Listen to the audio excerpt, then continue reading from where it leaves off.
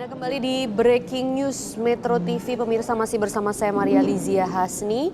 Dan yang akan segera kita saksikan bersama adalah sidang pemeriksaan saksi dengan terdakwa Ferdy Sambo dan Putri Chandrawati. Dan sidang sepertinya juga akan segera dimulai pada pukul 10 waktu Indonesia Barat sesuai dengan jadwal. Kita sudah melihat terdakwa Ferdy Sambo sudah duduk di depan majelis hakim untuk mengikuti jalannya sidang.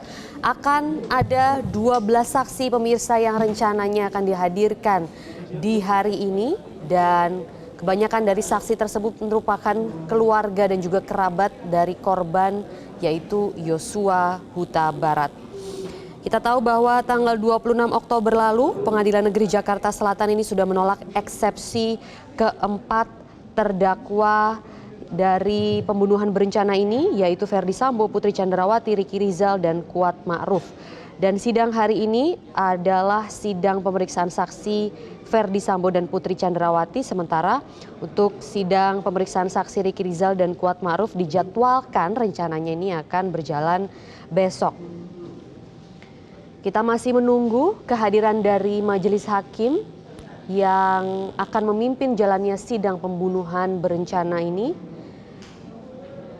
Majelis hakim akan diketuai oleh Wahyu Iman Santosa, kemudian dengan anggota Morgan Simanjuntak dan Alimin Ribut Sujono.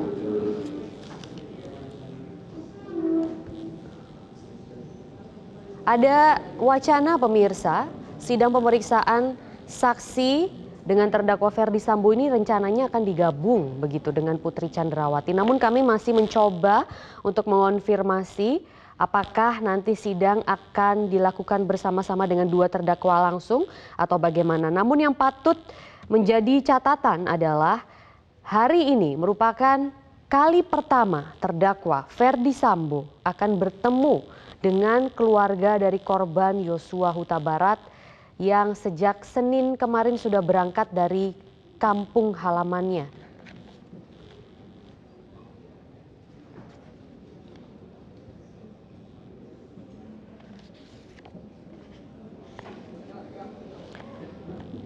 Sidang perdana Ferdy Sambo ini sudah dijalani pada tanggal 17 Oktober lalu. Tidak hanya kasus pembunuhan berencana, namun juga Ferdy Sambo didakwa kasus menghalang-halangi penegakan hukum atau perintangan penyidikan atau obstruction of justice dengan menghilangkan alat bukti rekaman CCTV di lokasi pembunuhan Yosua.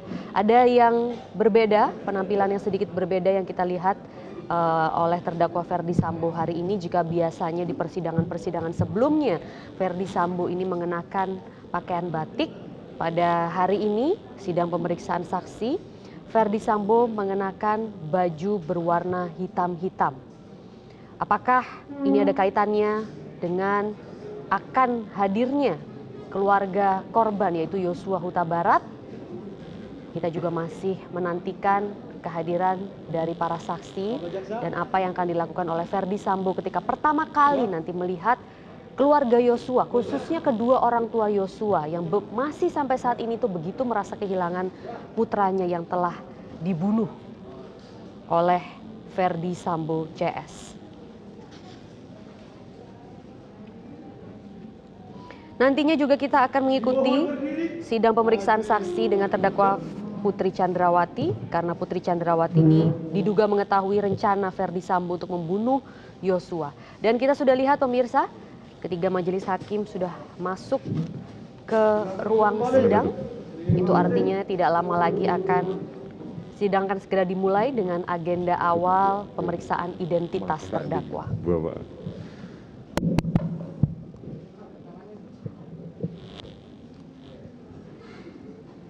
Sidang perkara atas nama terdakwa Ferdy Sambo SH SIK MH dinyatakan dibuka dan terbuka untuk umum.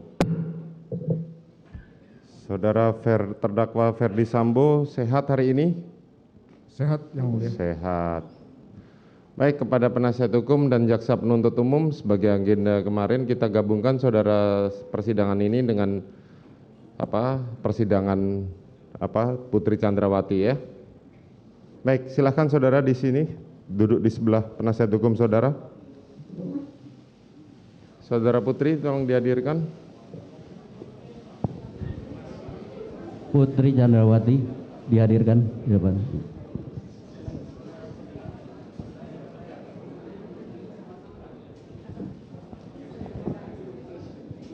Mapnya mana? Saya butuh mapnya. Mapnya Putri Chandrawati mana? Ada nggak? Mapnya ada nggak? Dakwaannya deh. Nah, mapnya aja. Ya. Tengah-tengah itu sebelahnya Febri.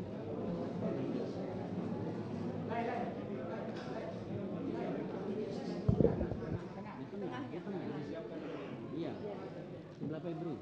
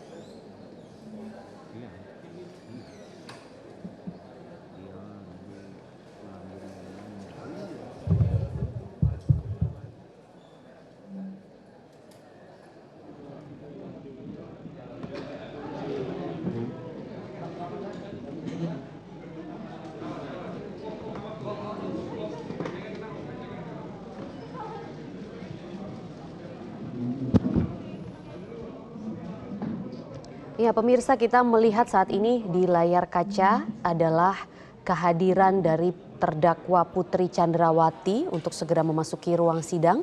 Artinya mungkin benar pemirsa bahwa dua terdakwa yakni Ferdi Sambo dan Putri Chandrawati akan bersama-sama mengikuti jalannya sidang pemeriksaan saksi dari jaksa penuntut umum hari ini yang rencananya ada 12 orang saksi, yaitu adalah keluarga dan juga kerabat dari Yosua Huta Barat. Dan kita juga masih menanti apakah nantinya persidangan hari ini akan dibuka secara keseluruhan atau hanya akan dibuka sebagian, artinya audionya tertutup. Dibuka dan terbuka untuk umum. Oke, tapi Ferdi Sambo tidak tampak ada di ruang persidangan, pemirsa, hanya ada terdakwa Putri Chandrawati di sini dan kami sudah mendengar majelis hakim sudah membuka jalannya sidang.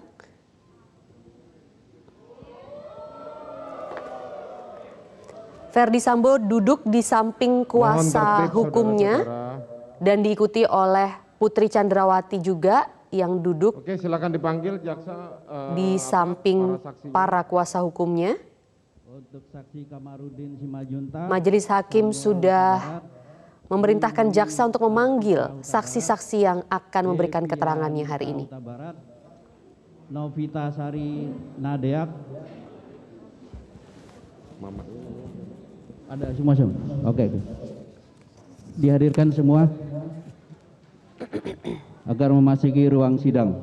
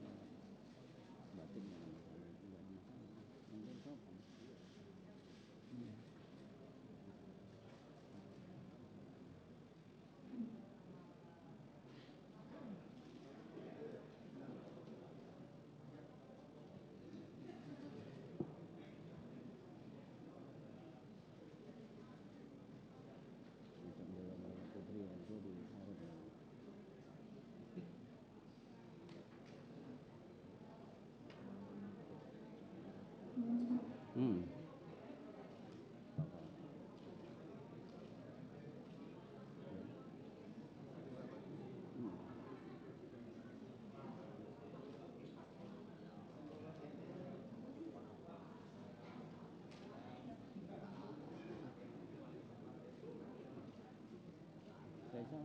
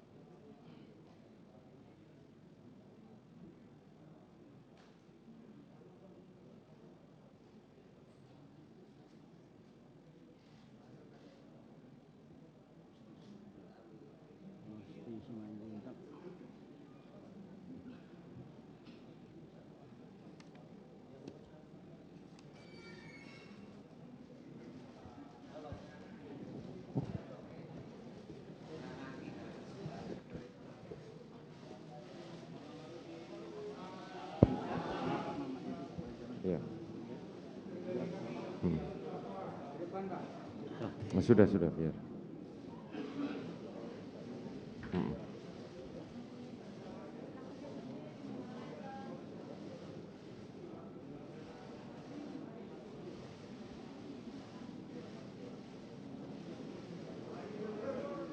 Saudara Rosti, tolong duduk di depan.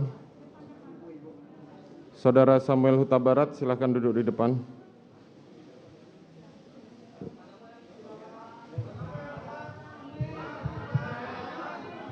Mohon tertib, saudara rekan-rekan wartawan. Mohon tertib.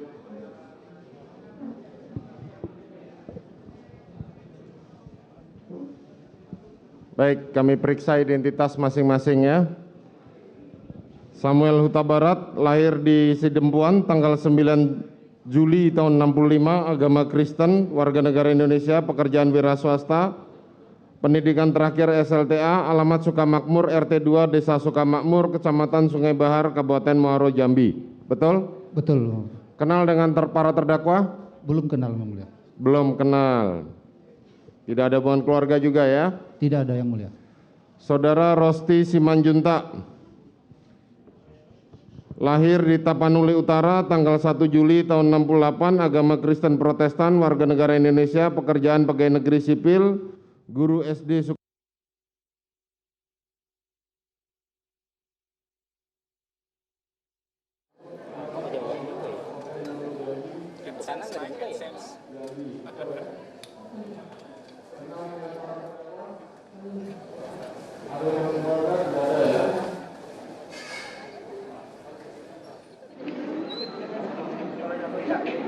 Yuni Afrika Huta Barat,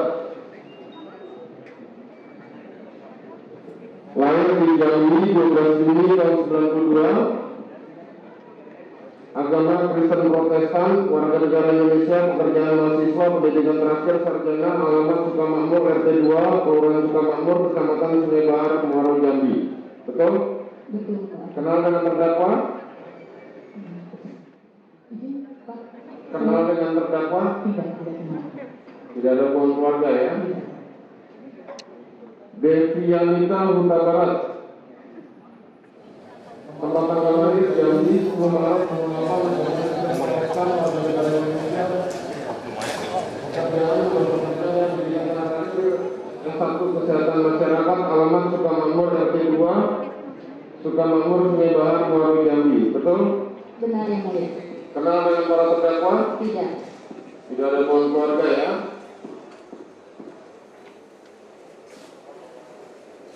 Roslin MK Simanjuntak,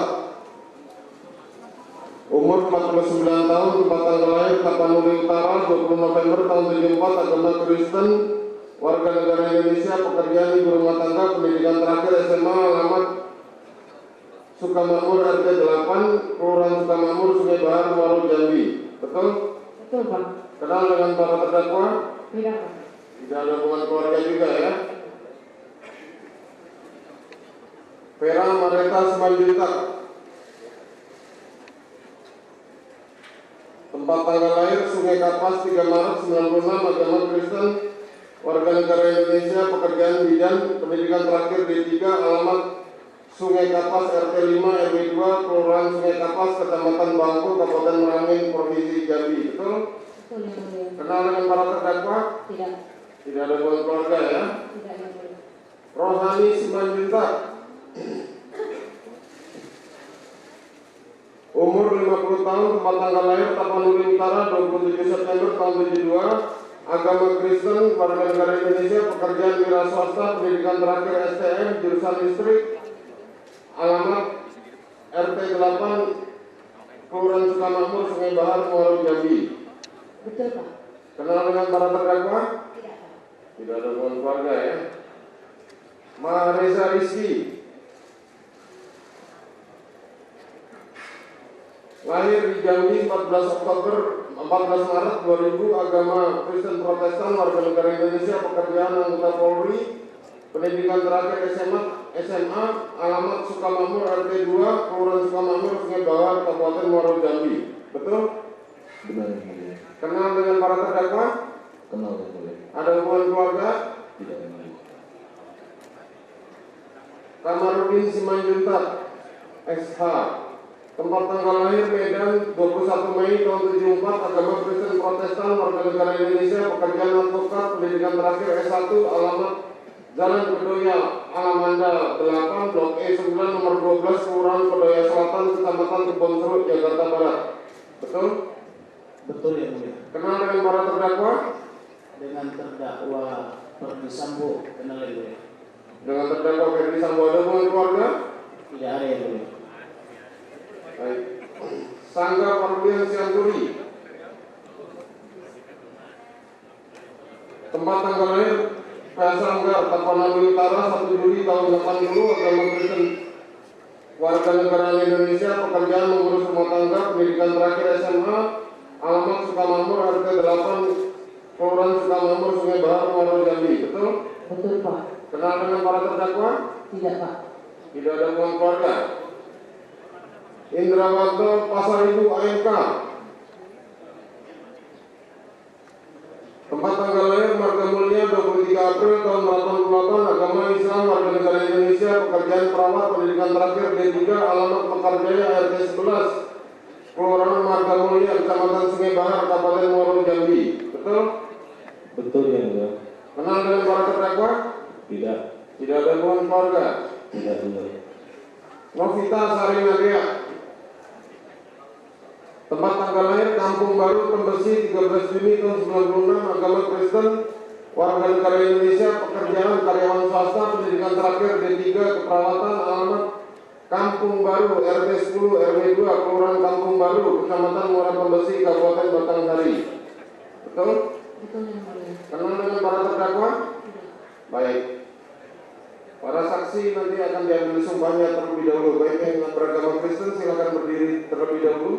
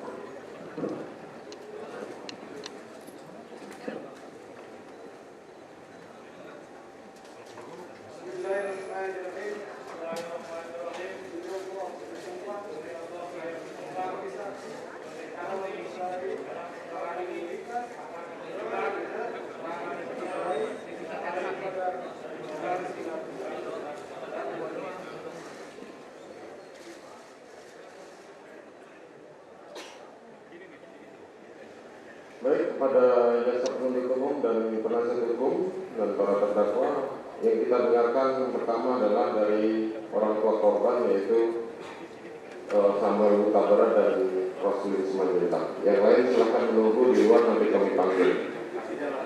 Silakan. Ya, ibu yang menjadi saksi. Ya, yang lain silakan menunggu di luar.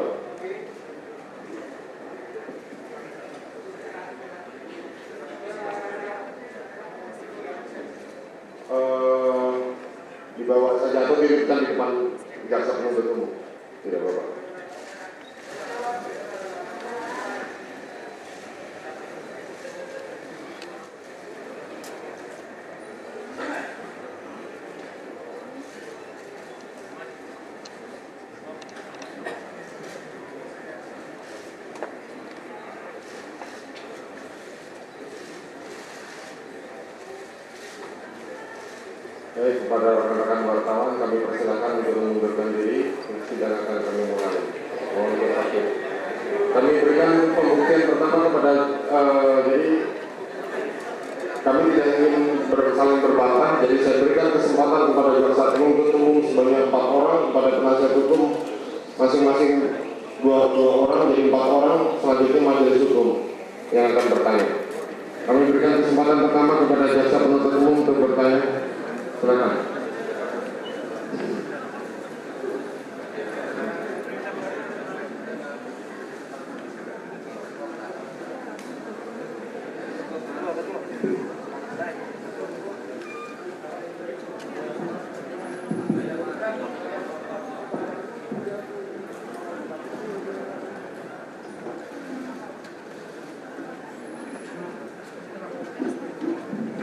Terima kasih atas kesempatan yang diberikan oleh Majelis Hakim yang Mulia kepada tim CPU untuk diberikan kesempatan pertama kali untuk mengajukan pertanyaan terhadap saudara Samuel Huta Barat dan saudara Rosti Simanjuntak.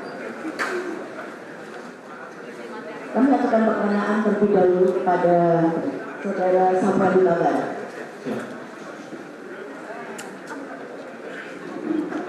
Saudara pada hari ini dalam keadaan siap untuk memberikan keterangan di persidangan ini? Ya, terima kasih. Demikian juga Ibu Rosti Simanjuntak. Apakah saudara dalam keadaan sehat? Dalam keadaan sehat. Bersedia untuk memberikan keterangan pada persidangan pada hari ini?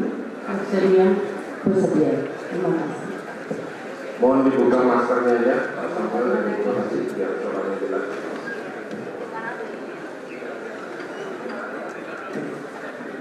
Baik, sudah siap? Siap.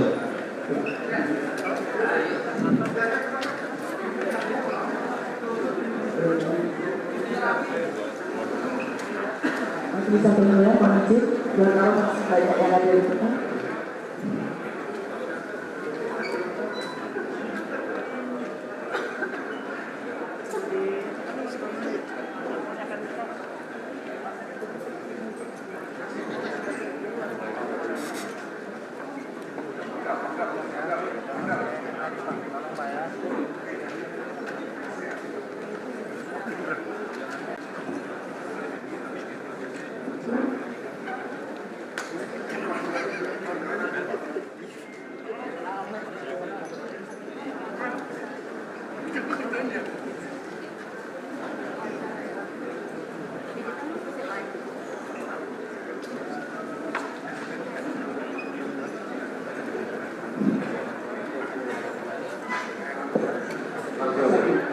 Terima kasih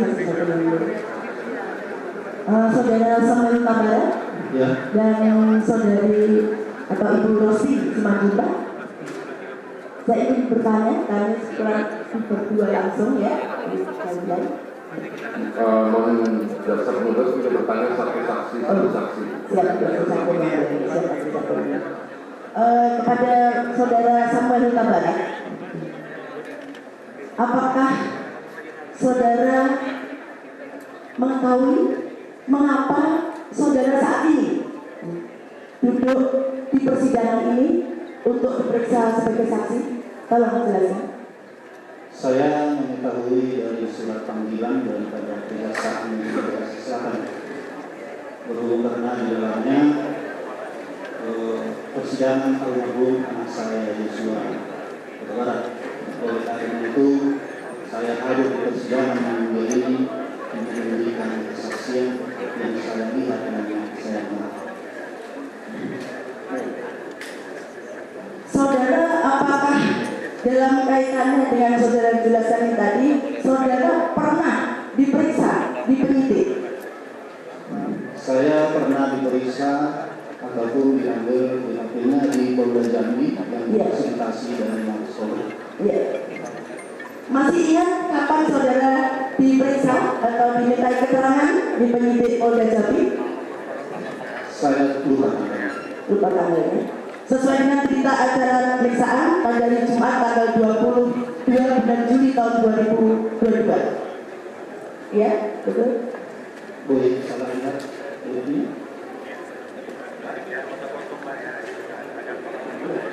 9 Juli tahun 2022 pada hari Jumat. Ya, betul ya. Ya. Pada pemeriksaan tersebut dan demikian juga pada pemeriksaan hari ini, ya.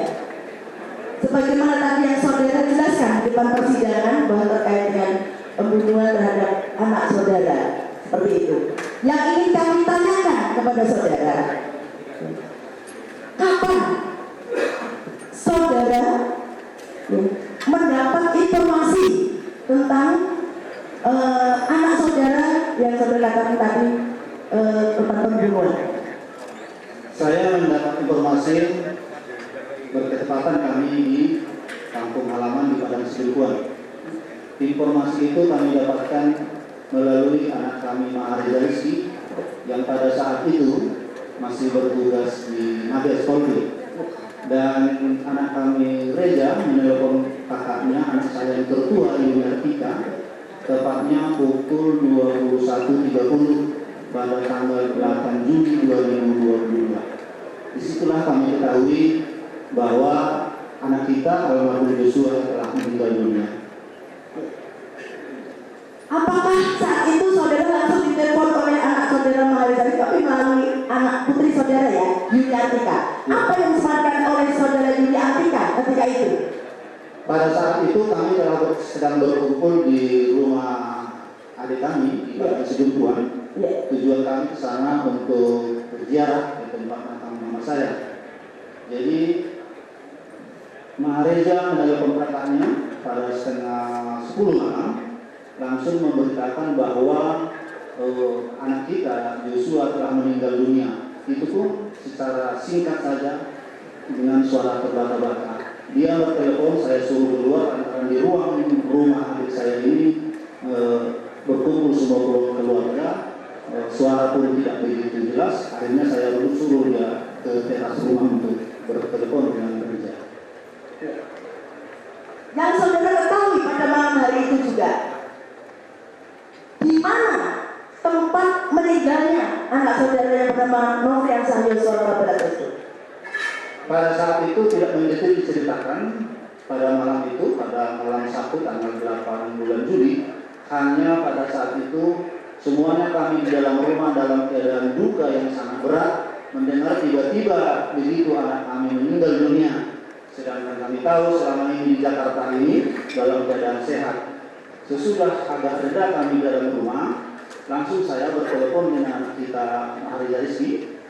Reza memberitakan bahwa Abang telah meninggal dunia, Pak.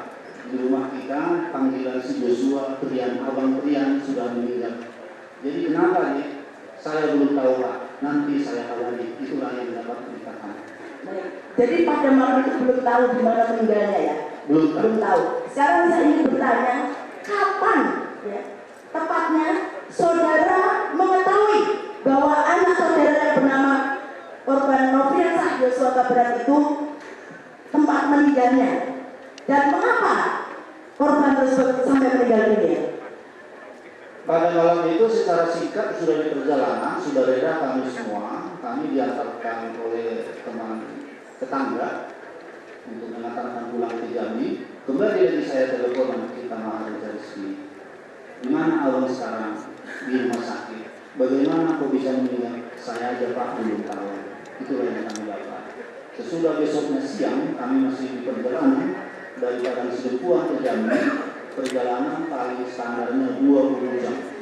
Jadi sesudah siang saya telepon lagi bahwa Maharija Rizky mengabarkan lagi almarhum kita Joshua terjadi tembak-menembak. Itu yang dapat kami informasikan. Baik, terjadi tembak-menembak. Sebagaimana saudara ketahui kata-kata itu dari Maharija Rizky ya saudara, bahwa terjadi tembak-menembak. Yang saudara ketahui saat itu, tembak-menembak antara siapa dengan siapa? Keterangan Maharija Rizky. Sampai kami di rumah di Jambi, yang secara jelasnya kami belum tahu dengan siapa tembak-menembak.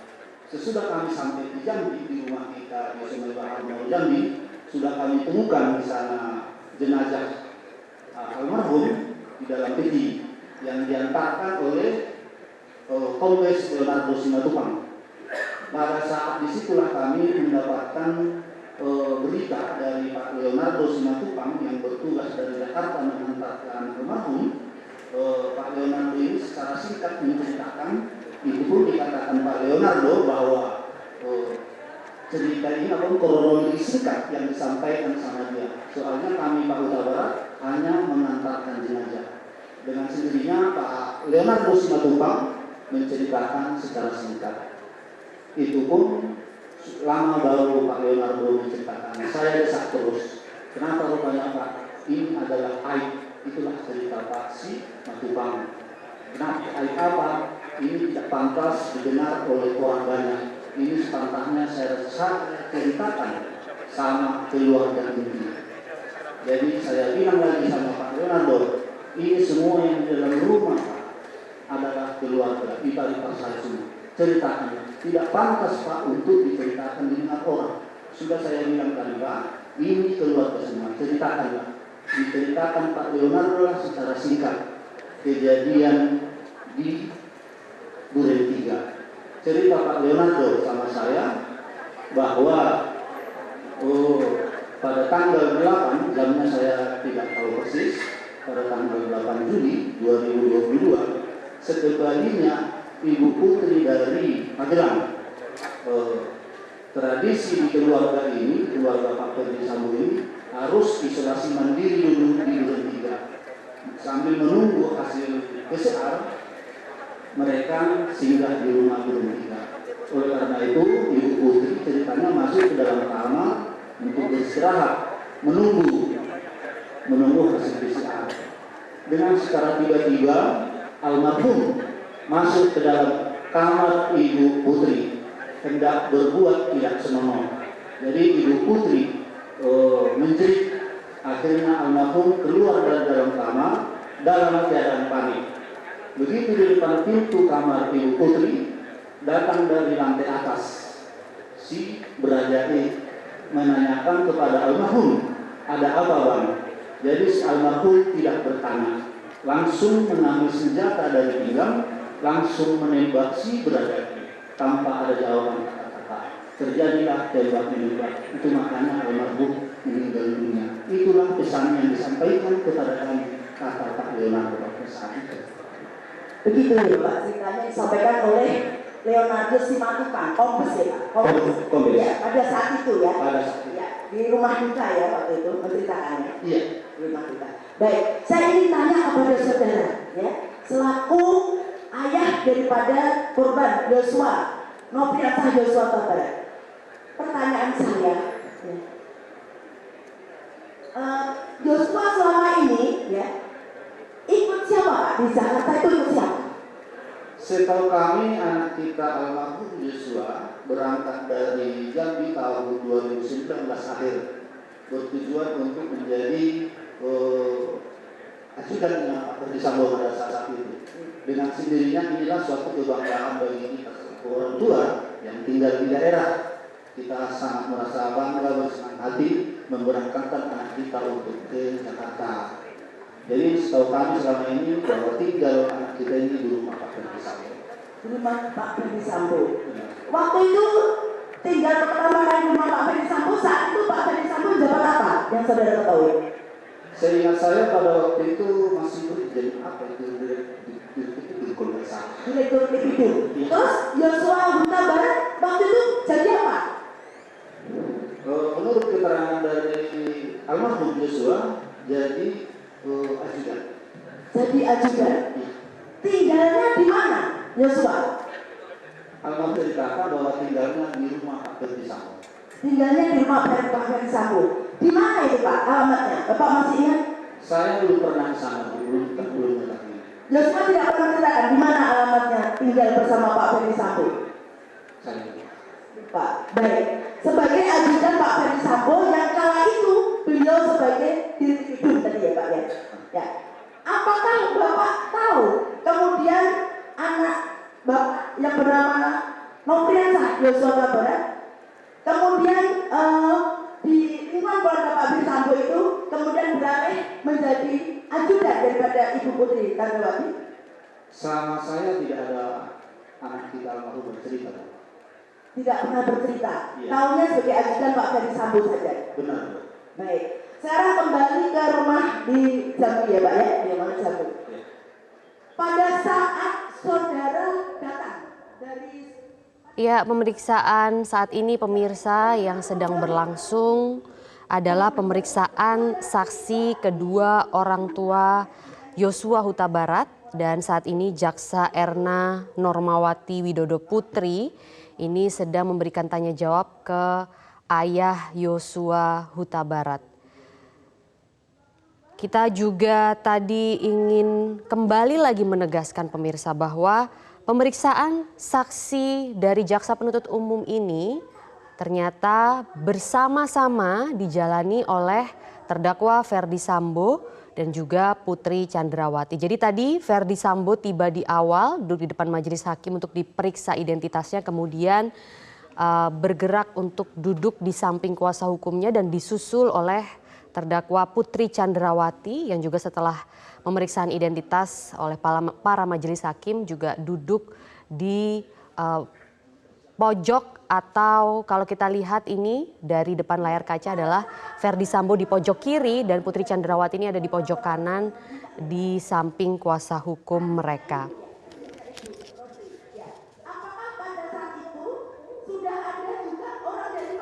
Kita akan kembali lagi mendengarkan pertanyaan-pertanyaan dari Jaksa Penuntut Umum terhadap dua saksi.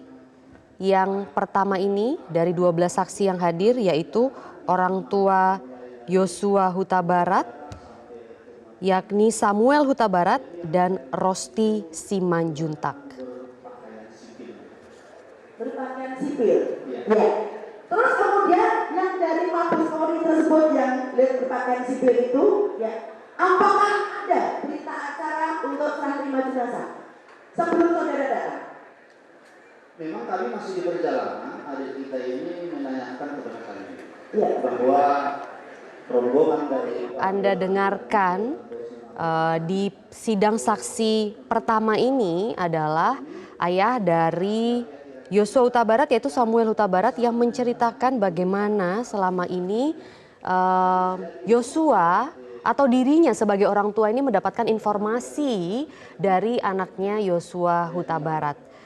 Ini adalah baru sebatas awal dari kasus pembunuhan ini yang dicoba dikuak oleh jaksa di sini, pemirsa, karena memang kalau kita tahu begitu ya mengenai seluruh isi dakwaan yang didakwakan kepada Ferdi Sambo khususnya dan juga istrinya Putri Chandrawati. Nah, Ferdi Sambo ini merencanakan pembunuhan di rumah Saguling dan meminta Ricky Rizal untuk mengeksekusi pembunuhan Yosua. Karena Ricky Rizal tidak berani untuk mengeksekusi Yosua, Sambo lalu meminta Eliezer yang mengeksekusi. Dan saat itu alasan dari Ferdi Sambo adalah untuk bisa membunuh Brigadir Yosua agar dapat menjaga Eliezer dari jerat pidana. Karena jika dia mengeksekusi sendiri maka Ferdi Sambo tidak bisa menjaga bawahannya yang lain. Saat itu adalah dalih yang diucapkan oleh Ferdi Sambo. Dan usai aksi pembunuhan, Ferdi Sambo merangkai skenario palsu dan menyebarkan ke berbagai pihak termasuk Kapolri. Dan saat ini yang sedang coba digali oleh Jaksa Penuntut Umum adalah awal-awal mengenai pekerjaan Yosua bersama dengan Ferdi Sambo dan bagaimana informasi-informasi selama ini yang Samuel ketahui begitu ya mengenai pekerjaan anaknya sebagai ajudan dari Putri Chandrawati.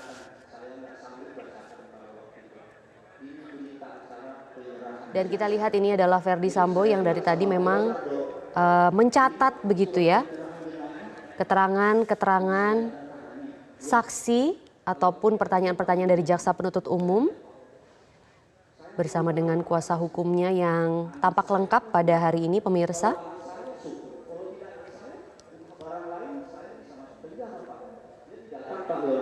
Masa Bapak tidak percaya bahwa dalam ini anak Bapak? Belum saya lihat jenazah anak saya dan luka tembaknya seperti berita yang saya dengar, saya tidak mau membuka apapun ceritanya. Saya bilang, ini kan ada visumnya Pak.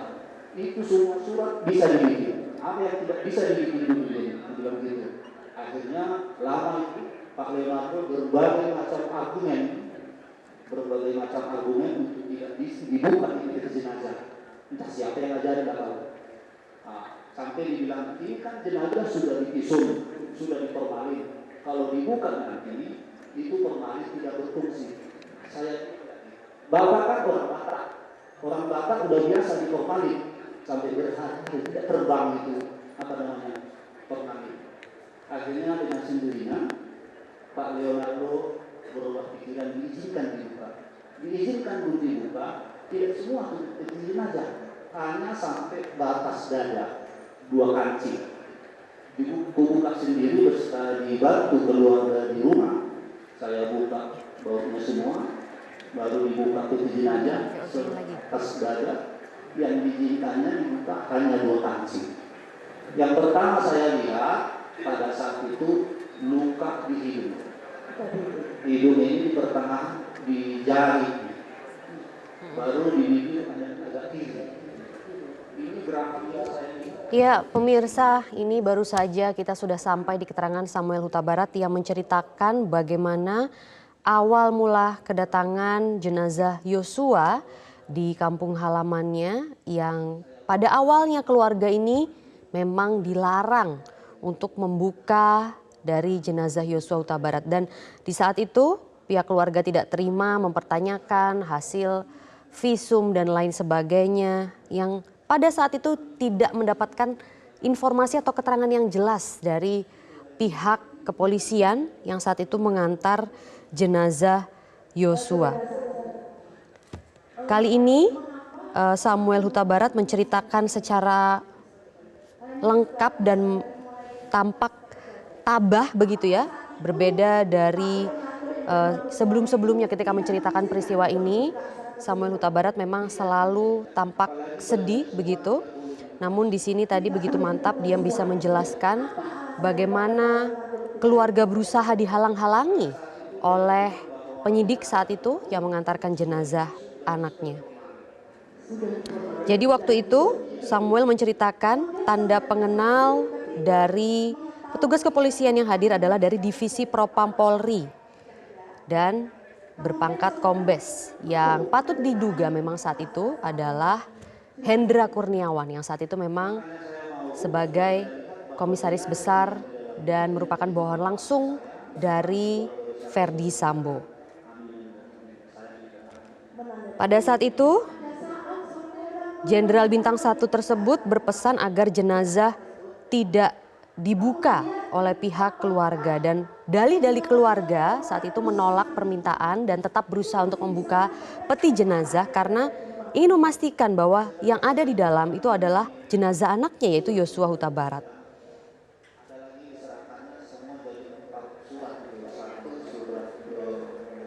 Tentang COVID, bahwa apapun tidak COVID, yang kedua isu, yang ketiga lupa saya, yang pertama tadi sudah tentang jenazah. Foto dari Yosua yang berhasil diambil pertama kali oleh pihak keluarga setelah diizinkan untuk membuka peti jenazah dan mengikuti seluruh rangkaian proses pemeriksaan yang ada karena waktu itu sempat ada proses otopsi yang dilangsungkan kembali atas permintaan dari keluarga pemirsa.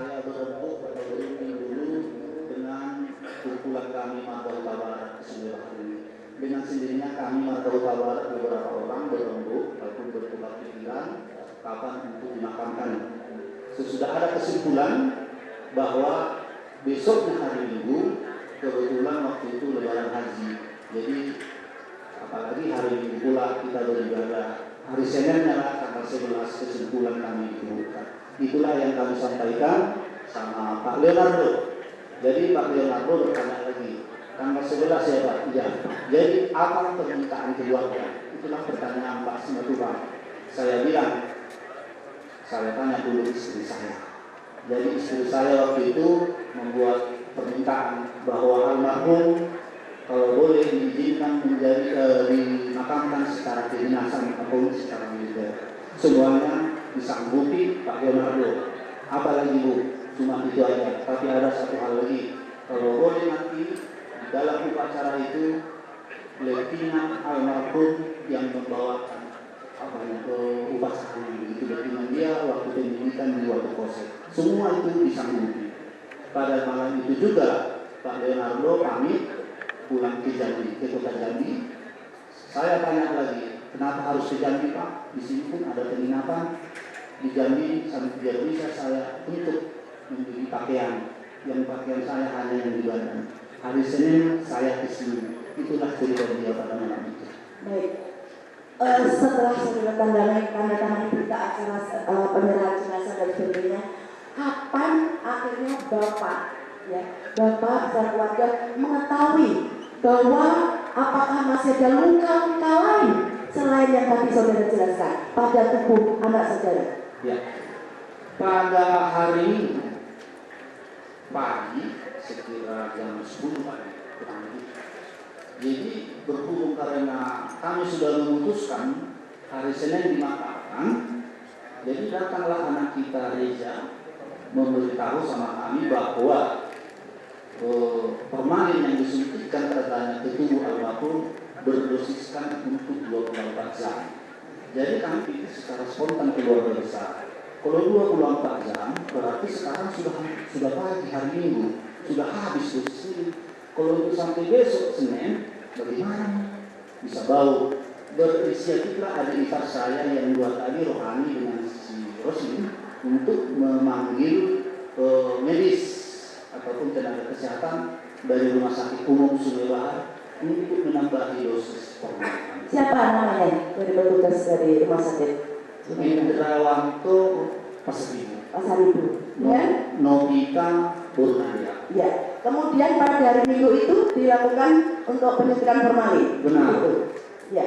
Pada hari Minggu saya nggak melihat jam waktu itu, datanglah yang berdua tadi tenaga medis. Ya. Kebetulan saya di depan rumah bersama dengan para pelayan. Ya. Nah, jadi mereka lah yang di dalam beserta adik ipar saya, entah siapa lagi, untuk menyuntikkan formalin.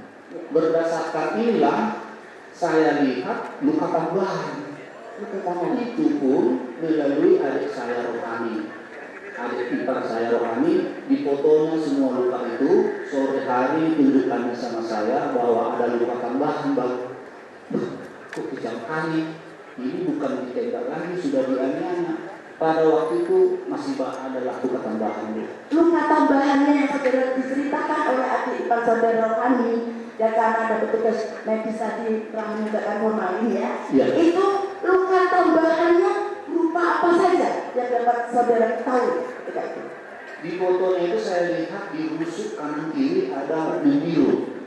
Ada membiru di kanan kiri, di bahu atas ada lubang. Di bawah atas ada lubang dan di leher sebelah kanan di sebelah jahitan ada berupa lubang lagi. Bisa ditanyakan supaya saudara saksi juga bisa melihat. Ya, ini kanan kiri pada waktu itu saya lihat di foto dirusuk kanan kiri membiru, dirusuk kanan kiri. Ya, pemirsa, saat ini sampailah keterangan dari ayah Yosua, yaitu Samuel Huta Barat, yang menjelaskan mengenai luka-luka yang saat itu ia lihat ada pada jenazah almarhum Yosua. Jaksa menanyakan kapan tepatnya keluarga mengetahui dan lain sebagainya. Dan Samuel sedang menjelaskan diperkuat dengan bukti foto yang sudah disiapkan oleh jaksa penuntut umum.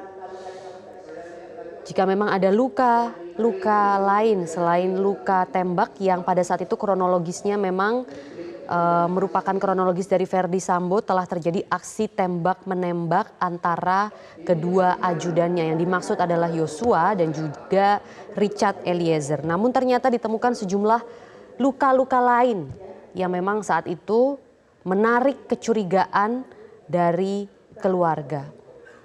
Dan memang pemirsa, sebenarnya persidangan kali ini itu untuk melindungi keterangan saksi-saksi secara utuh dari saksi-saksi yang lain, maka Pengadilan Negeri Jakarta Selatan memutuskan untuk tidak menayangkan sepenuhnya suara ataupun audio dari keterangan saksi ini. Hanya saja pihak media massa ini bisa mengakses beberapa informasi dari dalam ruang sidang karena memang pintu di Pengadilan Negeri Jakarta Selatan ini tidak ditutup seperti sidang-sidang yang audionya ditutup sebelumnya. Dan tampak juga pemirsa di layar kaca ibunda dari almarhum yaitu Rosti Simanjuntak kembali merasa terpukul setelah melihat foto-foto yang ditayangkan oleh jaksa penuntut umum mengenai luka-luka dan juga bagaimana kronologis kematian dari putranya Yosua Huta Barat.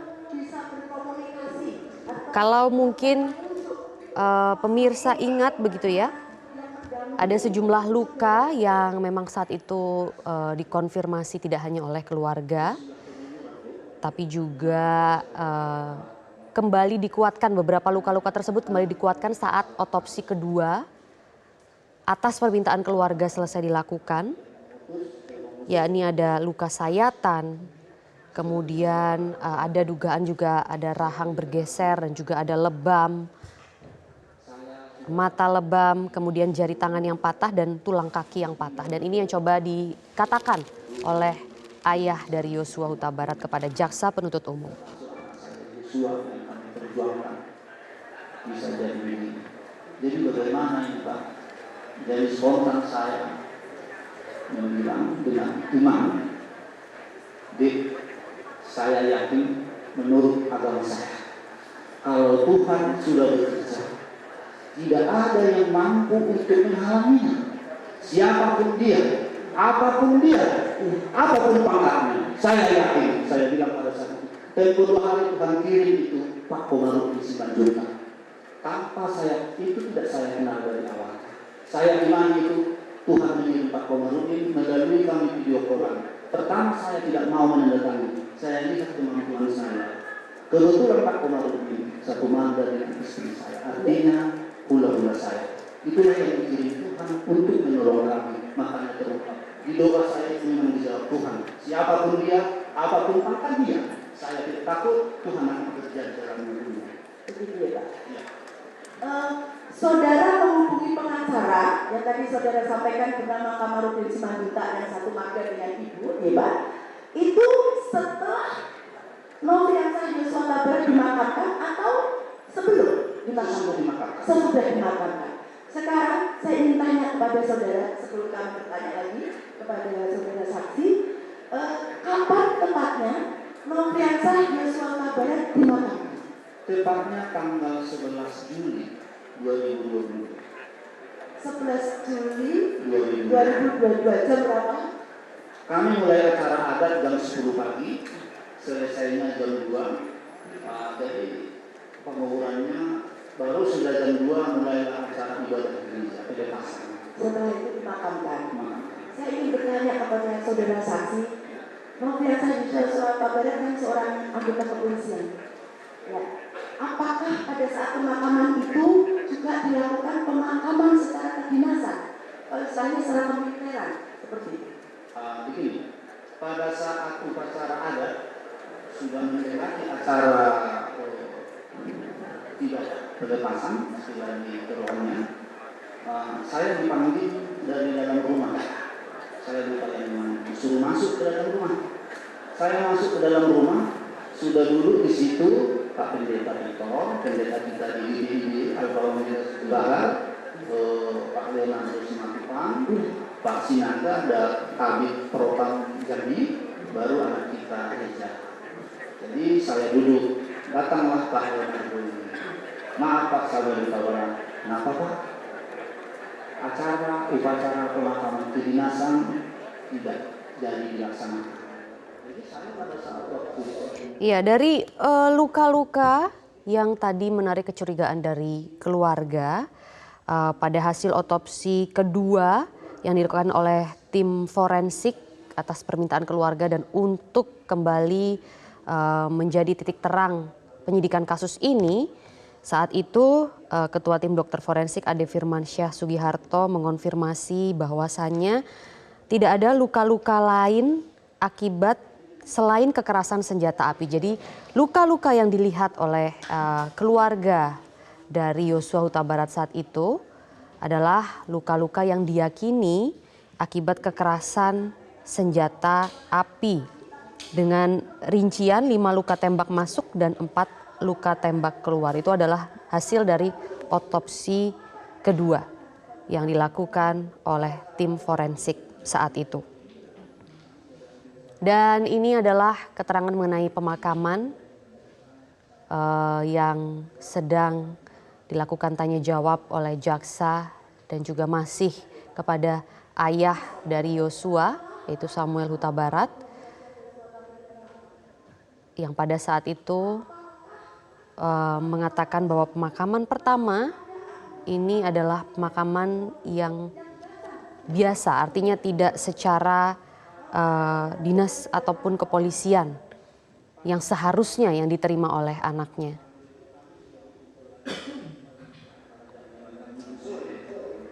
Berkumpul kami keluarga inti dengan warga Huta Barat yang ada di Sungai Bahar untuk mengadakan acara adat, istilah kami Batak, acara adat makan undahan spektak.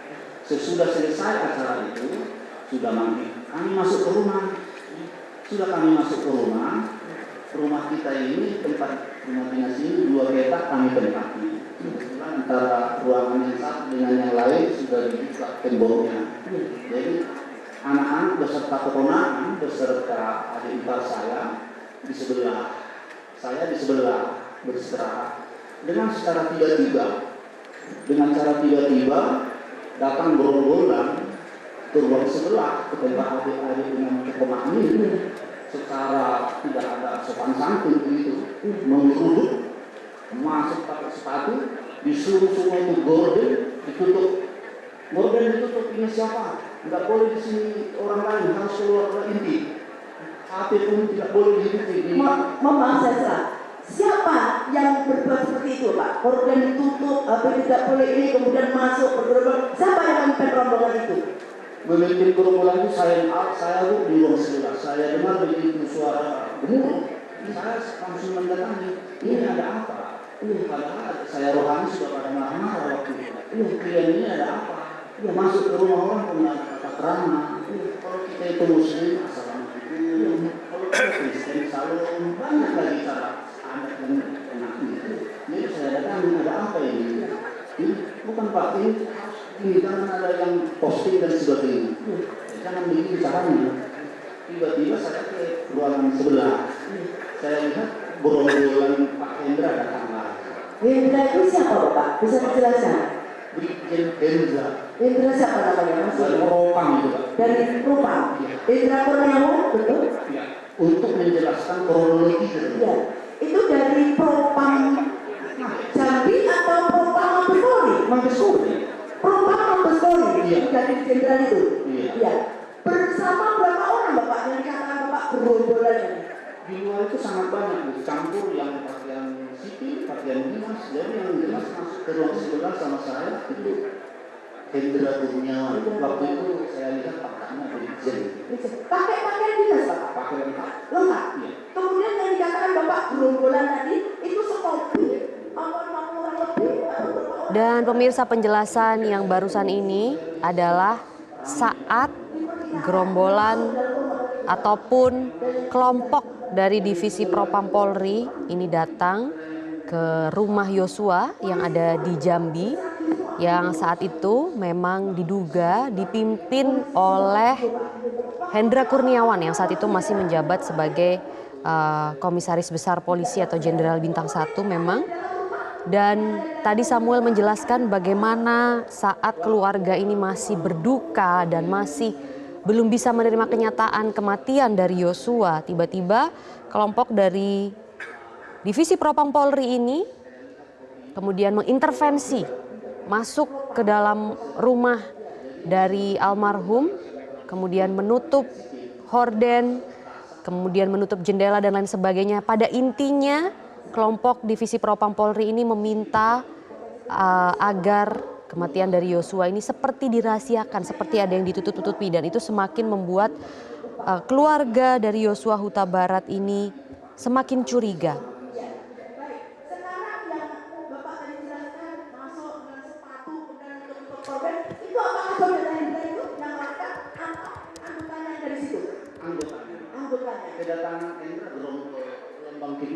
Rumah kedua, Dia ya. langsung menemui saya. Iya. Langsung mengatakan bahwa kedatangannya untuk menyampaikan kronologi kematian almarhum Yosua. Iya. Apa waktu itu Pak yang disampaikan oleh Brigadir Jenderal Polisi Hendra Kurniawan tersebut pada Bapak? Pada saat itu Pak Hendra ini bertanya, mana ibu atau istri? Iya. Anak ini didengar Iya. anaknya istri. Saya panggil istri saya waktu itu maaf ini dari pintu belakang dan di pakaian. Saya desak lagi. Dulu kami berjejer untuk mendengar cerita Pak Hendra tadi. Waktu itu dia duduk atau berdiri Pak? Duduk. Ya. Terus apa yang diceritakan oleh Brigadir Jenderal daripada Bapak? Diceritakan Pak Hendra ini lah kronologi kematian almarhum.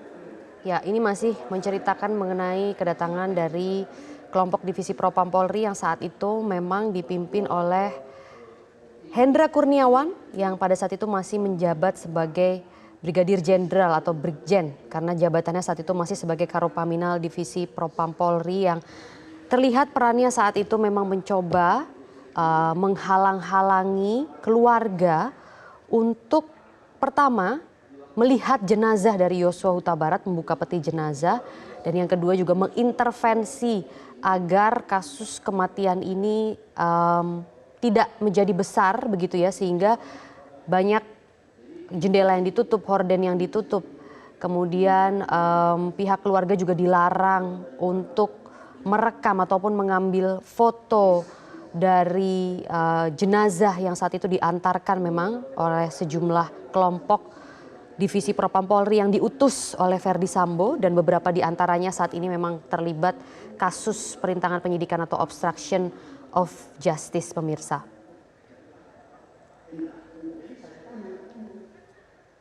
Samuel Huta Barat masih menceritakan keganjilan-keganjilan yang dialaminya pada saat menerima jenazah anaknya sampai juga mengantarkan ke liang lahat atau menguburkannya pada saat itu, karena memang tidak ada penguburan ataupun upacara pemakaman secara dinas kepolisian seperti yang seharusnya. Dan itu juga membuat keluarga semakin bertanya-tanya pada saat itu. Tetapi karena kematian dari Yosua Huta Barat yang mendadak membuat keluarga juga sempat bingung dan akhirnya menerima saja intervensi yang dilakukan di awal oleh kelompok dari divisi Propam Polri ini.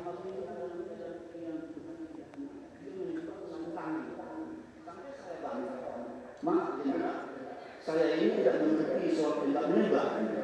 Yang saya rasa menembak itu dia pakai dua tangan daripada satu tangan. Dia kan pakai dua tangan, karena tembakan itu tidak apa, mau ini ke tangan. Jadi saya bilang, itu bisa aja ditembak mau ini tidak benar itu. Jenderal tadi. Nyatanya itu apa? Orang jelas nanti di Jakarta. Nah, udah ada belum? Jadi kalau lagi terus kita tembak menembak, si almarhum menembak 7 kali, sedangkan si berada di cerita itu 5 kali. Yang 5 kali ini bisa kena semua. Saya sandal lagi. Saya kali anak saya tahu saya dia itu dari waktu polsek Brimob ini seni militer. Dan setahu saya anak saya ini sementara waktu kejam. Sedangkan si berada baru junior, pangkat terendah. Saya nggak ngerti masalahnya. Itulah yang terjadi. Ketika Bapak berikan sanggahan seperti itu kepada Brigjen Hendra termasuk yang Kasat Reskrim Selatan tadi, Polres Selatan, apa yang mereka terangkan tadi pada saudara? Diterangkan mereka bahwa itu yang terjadi. Kalau memang apa nanti ada visum dan sebagainya, apa namanya, keterangan dari dokter. Yang sampaikan seperti itu. Ya, kemudian pada saat itu saudara sudah tidak percaya ya dengan keterangan mereka. Lalu kemudian apa yang kemudian langkah saudara ya, sehingga kemudian saudara bertemu dengan Bapak Kamarudin Simanjuntak. Pertanyaan saya, dengan langkah saudara itu, saudara bertemu kemudian di mana dengan Bapak Kamarudin Simanjuntak sebagai kuasa hukum saudara yang saudara terangkan di awal? seperti yang saya katakan tadi, sesudah pengunduran tanggal 11, tanggal 12, itulah saya yang ditanyai seorang awak media, menanyakan soal apakah tidak melaporkan ataupun mencari masalah. Memang malamnya saya berdoa terus agar Tuhan menunjukkan jalan bagi kami.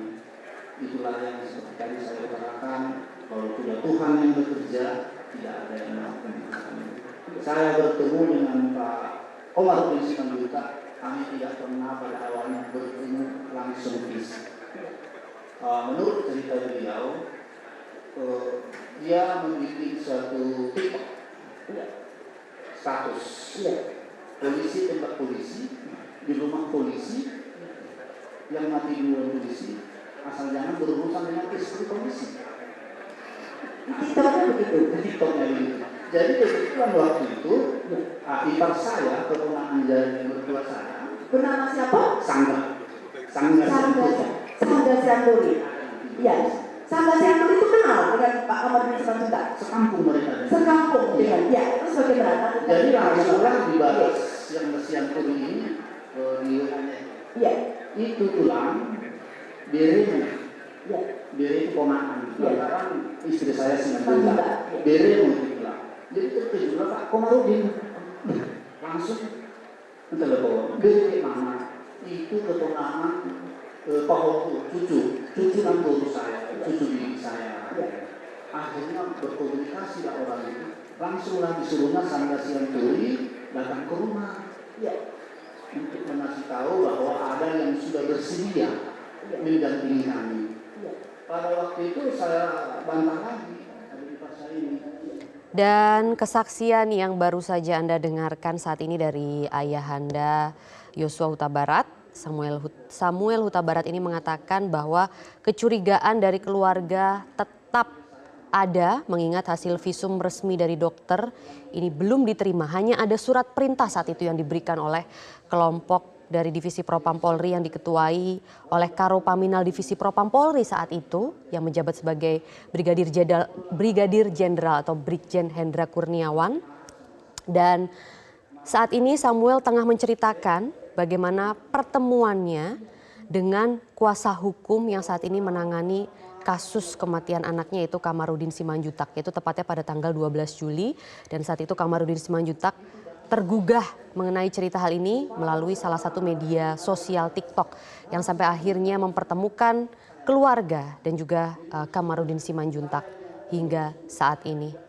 Kita masih akan terus pemirsa mendengarkan keterangan-keterangan saksi karena ini baru hanya satu saksi yang diperiksa, yaitu baru ayahanda dari Yosua Huta Barat, Samuel Huta Barat. Masih ada Ibu Rosti Simanjuntak yang juga hadir di samping Samuel Huta Barat yang juga nanti akan diperiksa oleh Jaksa Penuntut Umum, Majelis Hakim dan juga tim kuasa hukum dari Verdi Sambo dan juga Putri Candrawati. Ya. Jadi pembuatannya waktu itu diserahkan sepenuhnya kepada Pak Komarudin. Kami berada di Jambi.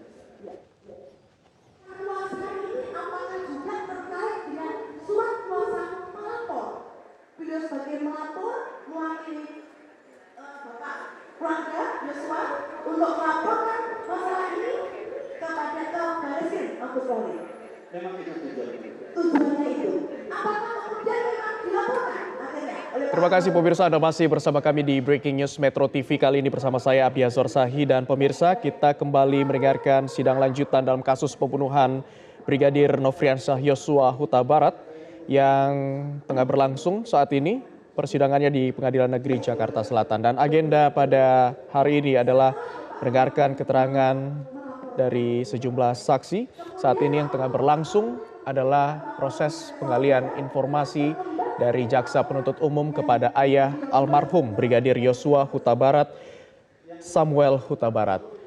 Kalau kita dengarkan sejak tadi, Jaksa Penuntut Umum menanyakan seperti apa kronologi dari keluarga pada saat menerima jenazah almarhum Brigadir Yosua Huta Barat. Pihak keluarga yang saat ini diwakili oleh Samuel Huta Barat, ayah Yosua, menjelaskan mengenai luka-luka lain yang ada pada jenazah almarhum Brigadir Yosua. Saat itu juga keluarga menemukan adanya kejanggalan di mana dari pihak kepolisian melarang untuk melihat jenazah dari almarhum Brigadir Yosua dan menghalang-halangi serta mengintervensi dari pihak keluarga untuk melihat kondisi jenazah Brigadir Yosua.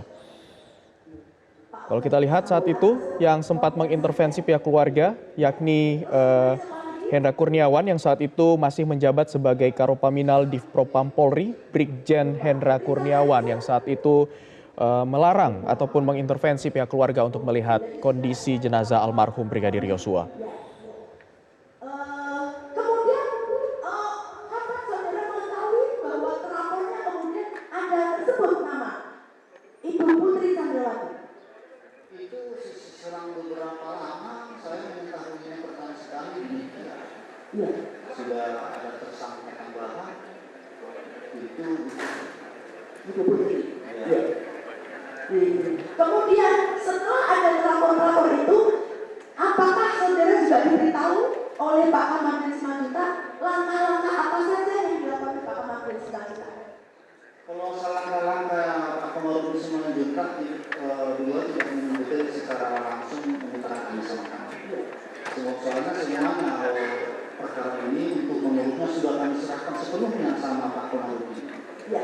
Apakah ketika itu Bapak Kamarudin Simanjuntak menceritakan kepada saudara apakah ada langkah-langkah yang terkait dengan investigasi yang Pak Kamarudin Simanjuntak lakukan? Investigasi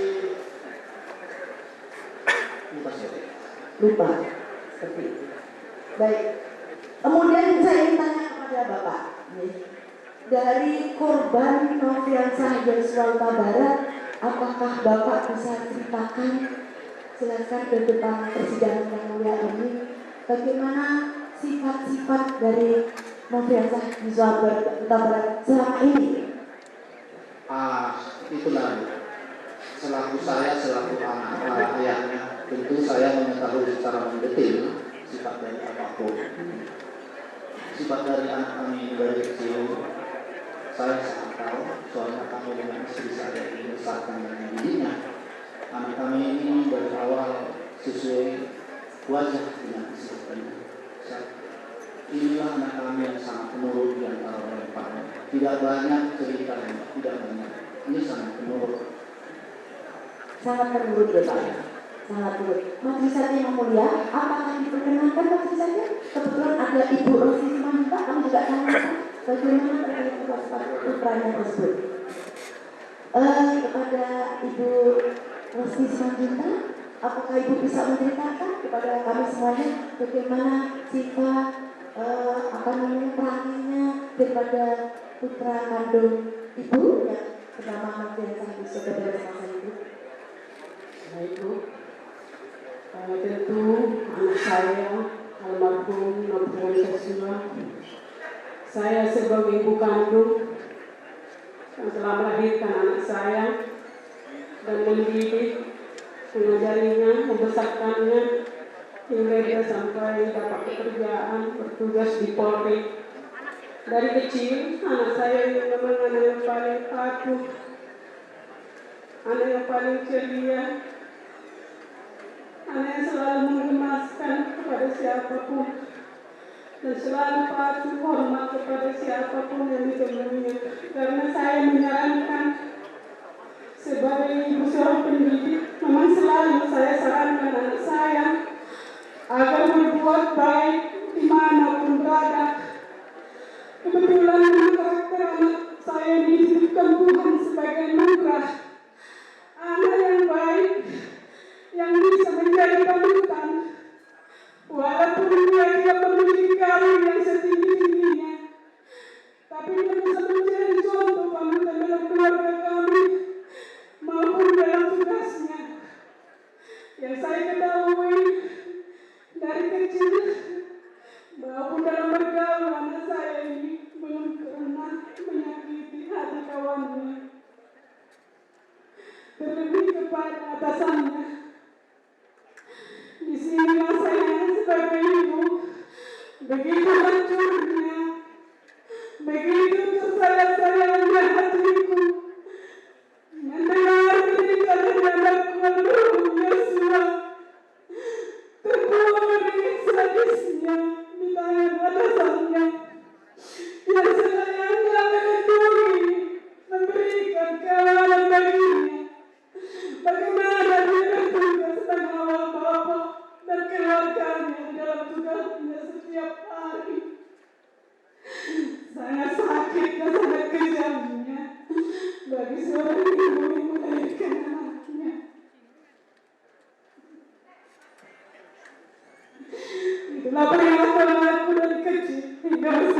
anak yang patuh, anak yang bertanggung jawab, yang setia dalam setiap pekerjaannya, dan anak yang taat beribadah, yang selalu mengarahkan mamanya, kakaknya, dan adik-adiknya.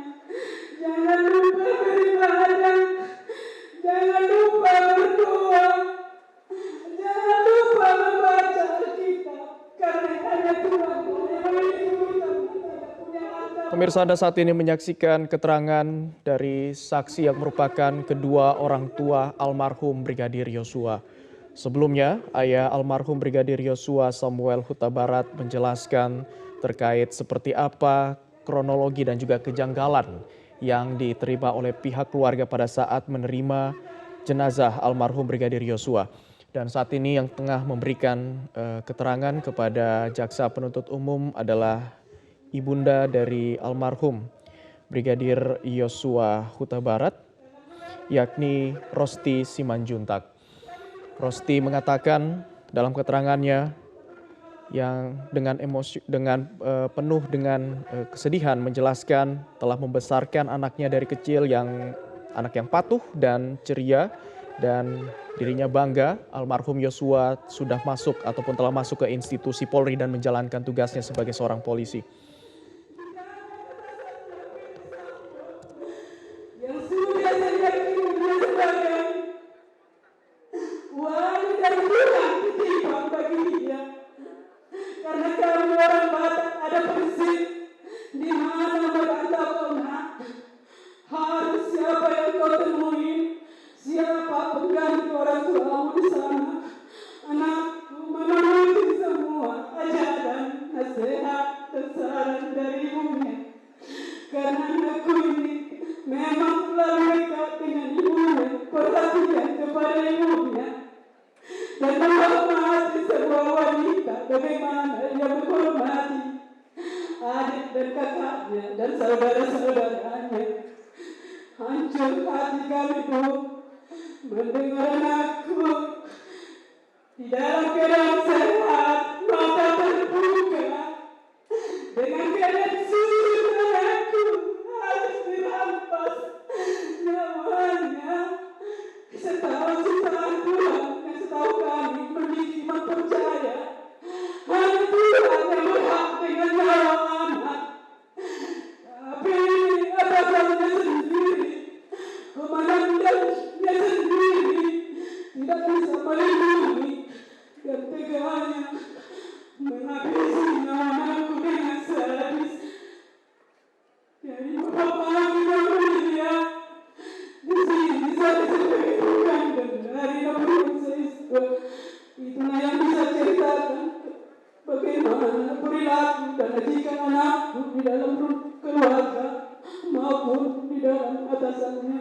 Karena setiap hari saya usahakan berkomunikasi dengan anak ini agar tetap berbuat yang terbaik. Pemirsa, sidang lanjutan dalam kasus pembunuhan berencana almarhum Brigadir Yosua saat ini masih terus berlangsung di Pengadilan Negeri Jakarta Selatan. Untuk saksi pertama yang dihadirkan oleh pihak dari kuasa hukum, yakni dari keluarga almarhum Yosua Huta Barat, yakni saat ini yang tengah bersaksi adalah Samuel Huta Barat, ayah Yosua, dan juga Rosti Simanjuntak, ibu almarhum Yosua Huta Barat. Dalam kesaksian ataupun keterangannya sebelumnya dari ayah almarhum Brigadir Yosua yang mengatakan bahwa dari pihak keluarga sempat menjelaskan mengenai luka-luka lain yang ada pada jenazah almarhum Brigadir Yosua Huta Barat. Dalam kejanggalan yang ditemukan oleh pihak keluarga, dari pihak keluarga mengatakan ada sejumlah ketidakwajaran ataupun kejanggalan dari tewasnya almarhum Brigadir Yosua Huta Barat yang diinformasikan sebelumnya sempat terjadi cekcokan dan juga ada yang ditembak oleh Richard Eliezer di rumah dinas Kadif Propam Mabes Polri, mantan Kadif Propam Mabes Polri Irjen Verdi Sambo.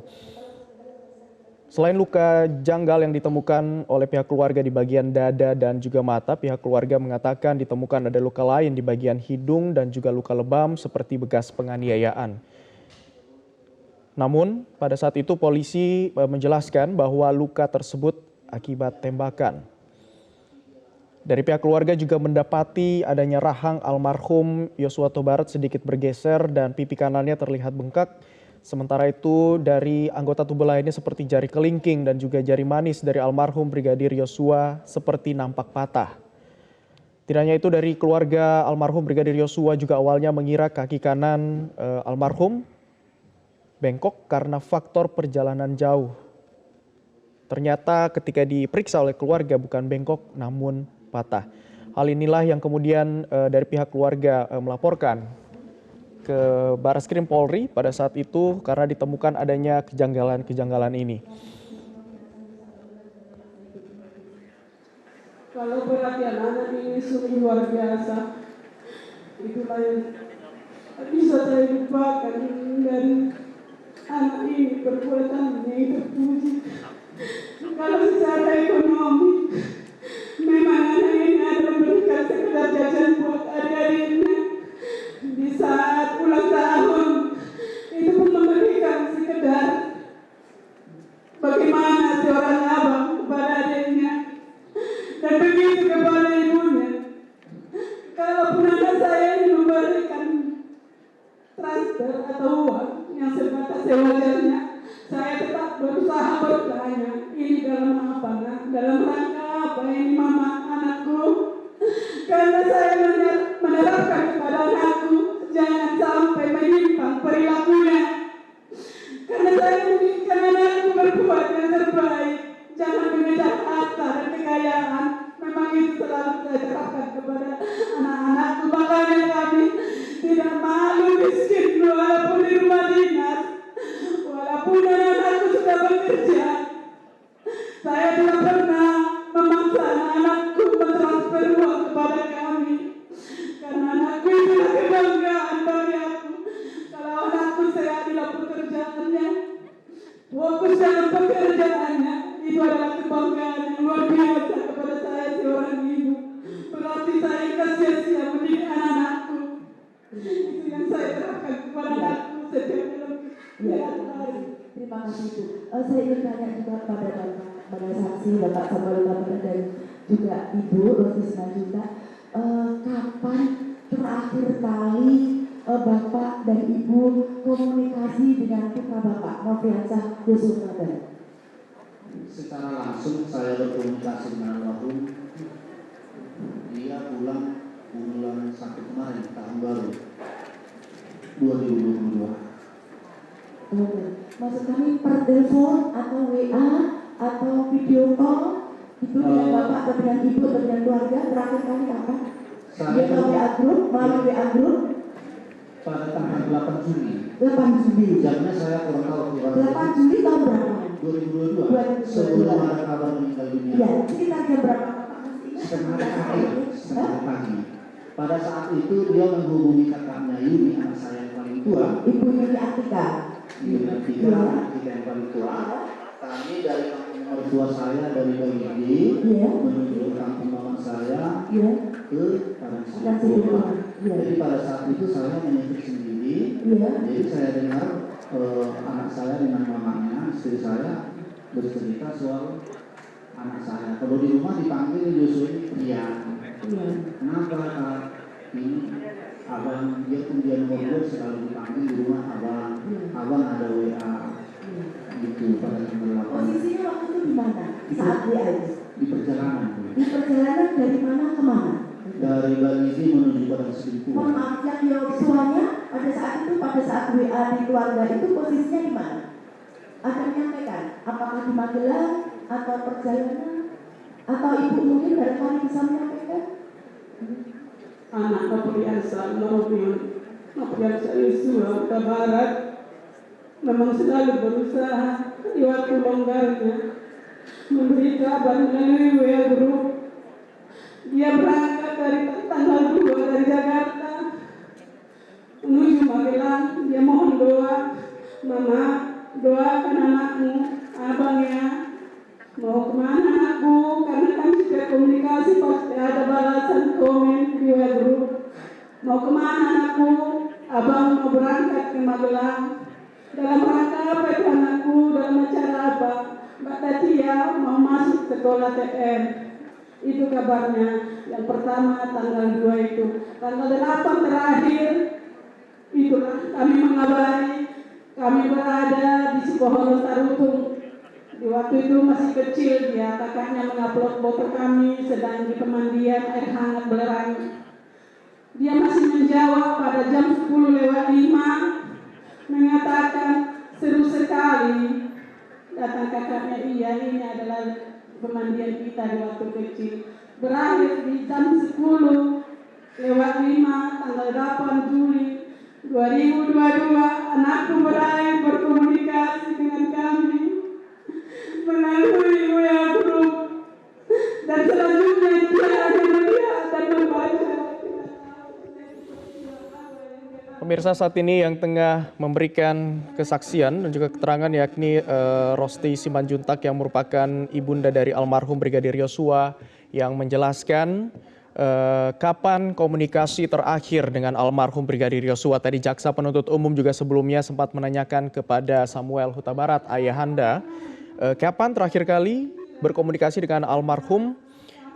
Pada saat itu tanggal 8 Juli 2022 adalah terakhir berkomunikasi. Pada saat itu Yosua dikatakan pada dalam perjalanan, dan sebelumnya di tanggal 2 Juli Yosua memohon doa dan izin kepada orang tua karena akan berangkat perjalanan dinas menuju ke Magelang.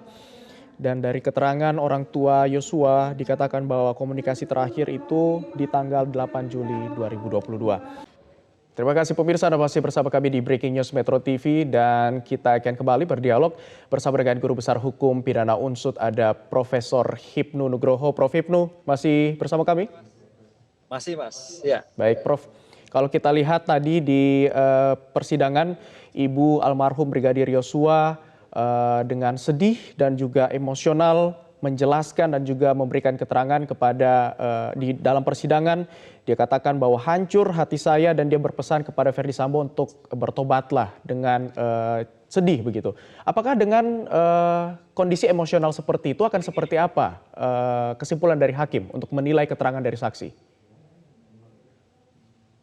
Iya, itu sebagai cermin bahwa begitu luka keluarga, begitu sedihnya, begitu Mas. Oleh karena itu dengan kondisi yang begitu mendalam kerugian, begitu mendalam kesusahannya terhadap anak kesayangannya, terhadap masa depan anaknya, keluarganya, paling tidak dengan kondisi yang seperti itu bisa mencerminkan nanti majelis hakim itu memidana yang lebih berat atau sesuai dengan tuntutan dari penuntut umum. Ini yang diharapkan karena apa namanya ya, suatu tanggal 10 Januari 2022 itu sekitar kurang lebih 2 minggu. Oke. Apalagi yang mau disampaikan? Mungkin kalau berkenan, Ya. saya ingin menyampaikan sesuatu kepada Silakan. Izin yang mulia, mohon izin jaksa penuntut umum, izinkan saya atas nama keluarga menyampaikan turut berduka cita kepada Ibu yang Bapak Samuel Huta Barat beserta keluarga atas berpulangnya Anda Brigadir Yosua Huta Barat, dan semoga almarhum diberikan tempat yang terbaik oleh Tuhan Yang Maha Kuasa. Ibu dan Bapak Samuel Huta Barat dan keluarga, kita sebagai manusia hanya bisa mengendalikan setiap jalan kehidupan kita ini yang adalah kehendak dan rahasia dari Tuhan Yang Maha Kuasa. Saya dan Bapak Verdi Sambo tidak sedetik pun menginginkan kejadian seperti ini terjadi dalam kehidupan keluarga kami. Yang membawa duka